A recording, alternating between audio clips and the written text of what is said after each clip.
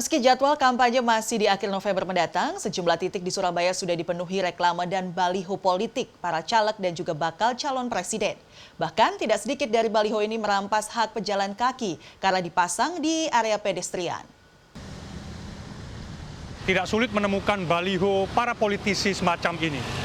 Baliho berukuran besar ini bahkan sampai memakan hampir separuh dari trotoar yang ada di kawasan pusat kota Surabaya. Lokasinya tak jauh sebenarnya dari pusat pemerintahan kota Surabaya. Dan tentu saja baliho semacam ini bukan hanya mengganggu estetika perkotaan di Surabaya, tapi juga merampas hak pejalan kaki. Letak baliho bergambar salah satu bakal calon presiden ini melintang di pedestrian di kawasan Jalan Jenderal Sudirman.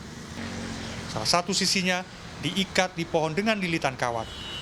Sedangkan sisi lainnya masuk di area taman kota. Warga yang melintas cukup terganggu dengan keberadaan baliho karena dipasang di fasilitas umum. Kalau menurut saya sebenarnya enggak boleh. Bukan enggak boleh sih, lebih kayak kurang pantas lah. Sebaiknya ditaruh di tempat-tempat yang kiranya memang dilihat banyak orang dan juga enggak mengganggu fasilitas umum. Menurut saya sangat mengganggu ya, terutama ketertiban untuk pejalan kaki. Soalnya nggak seharusnya baliho-baliho seperti ini untuk mengganggu pejalan kaki. Kepala Satpol PP Kota Surabaya, Edi Kristianto mengatakan, sudah banyak membongkar baliho politik. Ia berjanji akan kembali menelusuri lokasi-lokasi baliho yang masih terpasang. Ia menegaskan tidak ragu membongkar baliho sekalipun milik partai incumbent karena melanggar Perda nomor 5 tahun 2019 tentang penyelenggaraan reklame.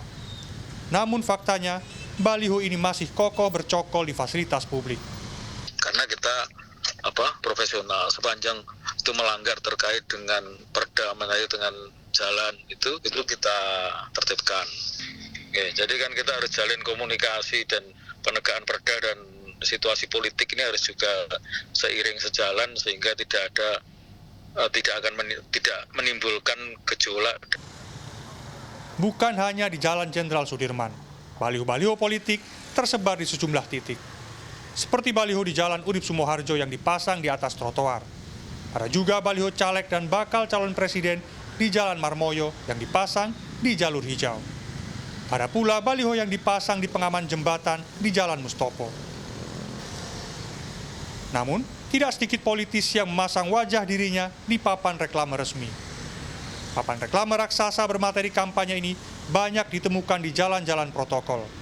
Bawaslu Kota Surabaya mengakui ada kebingungan dari Satpol PP untuk menertibkan reklame dan baliho bermuatan kampanye ini. Nah, kami menyadari bahwa mereka tidak menertibkan itu karena memang ada keraguan ya kan. Oleh karena itu kami akan segera membuat surat kepada Satpol PP untuk berkoordinasi menertibkan. Pengajar Ilmu Komunikasi Politik UNAIR, Suko Widodo menyebut baliho adalah cara kampanye kuno yang seharusnya sudah ditinggalkan. Ia menilai memampang foto diri dengan jargonnya bisa dikatakan sebagai bentuk narsistik. Apalagi pada titik tertentu ketika baliho semakin banyak bisa menciptakan antipati publik kepada calon itu bahkan pemilu itu sendiri. Wasting lah di dalam komunikasi, tidak terlalu berimpak, apalagi impak pada orang milih. Even bahkan menurut saya dia bisa menjadi sumber kebencian masyarakat dan bisa jadi malah orang melihat bahwa dia mungkin boleh berkata baik, tetapi dia tidak melakukan tindakan baik dengan mengotori kota.